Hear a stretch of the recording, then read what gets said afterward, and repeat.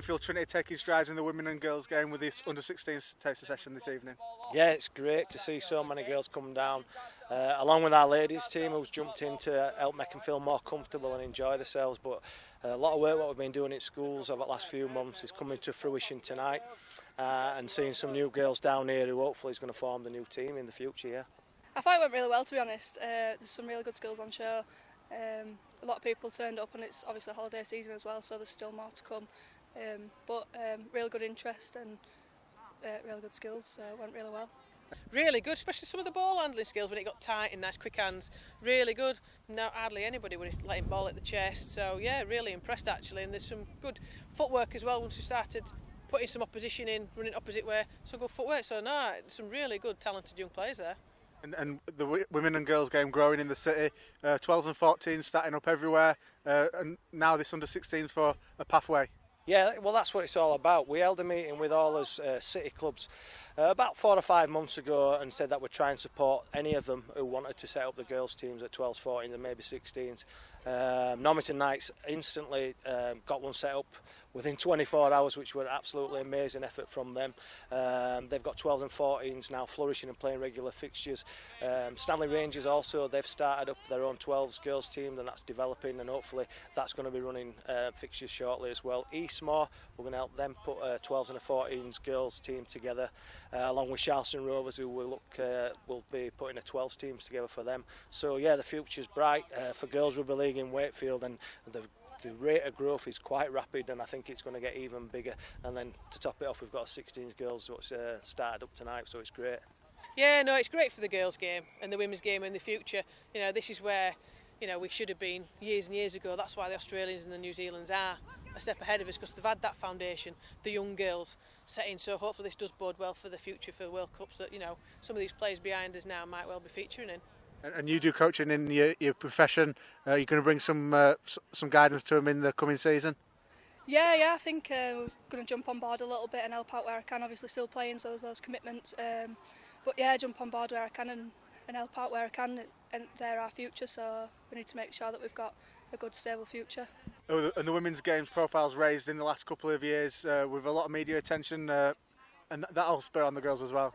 Yeah, it's great. I mean, just a week or two back, Leeds Rhinos lifted the Challenge Cup for the ladies, which were a cracking final against Castleford Tigers, who were just down the road from us. That could have gone either way, but you know, the profile of them players, our players at Wakefield Trinity ladies, you know, it's catching the eye of young girls, and I think they actually see that. You know, there's more to rugby than just getting bashed about. There's actually a game there what can be really enjoyed, and hopefully it's a pathway that they'll all jump on board, and who knows, in a few years' time might be professional contracts for the girls and women. When you joined as the ambassador a couple of months ago, you'd have never thought that there'd be a 16s formed in such a short time. No, obviously when I came to see everyone at the club, they said, well, obviously what their idea was to get the feeder teams through, the 16s and 19s, and start maybe even younger ones.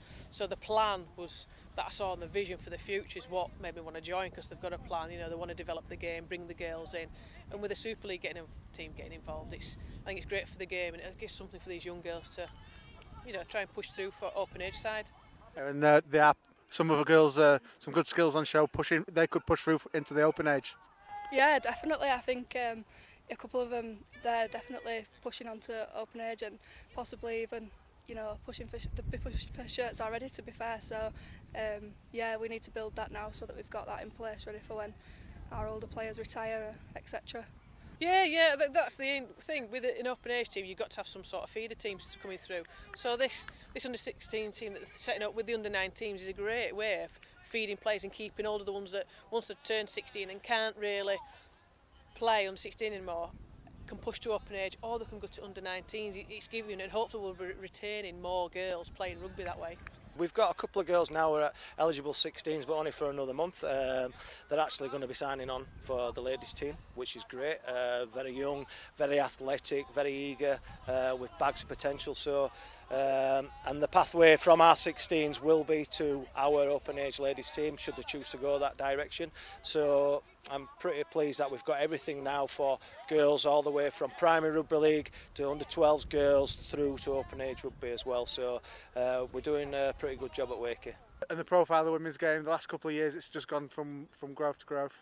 Yeah, it has definitely. I think all these Super League teams joining, getting these under-19s, your open age teams, it's attracting a lot of players from different sports. We've got footballers here tonight, other sports, probably netball and different things like that. I think the name's attracting players, so it's great for the profile of women's rugby and girls rugby as well. Yeah, in 2021, maybe some of these girls might be pushing for places for the World Cup. I'd like to think so. I do know quite a few of these girls who we're working with in schools, and yeah, I think there's the potential for some of these to be in the World Cup team. The current England squad's quite youthful now, but there's so many quality coming out of the woodwork in different clubs, and I think we're going to be really strong in 2021, and fingers crossed they'll win it, the World Cup when they play it. I think there's a lot of hard work to be done, but I think that this is where it starts now. Obviously there's a few years to come for that, and they can get a few years under their belts as well, so I think if the training starts now, that it definitely pushing for spots and getting Wakefield Trinity up there with the rest of the teams.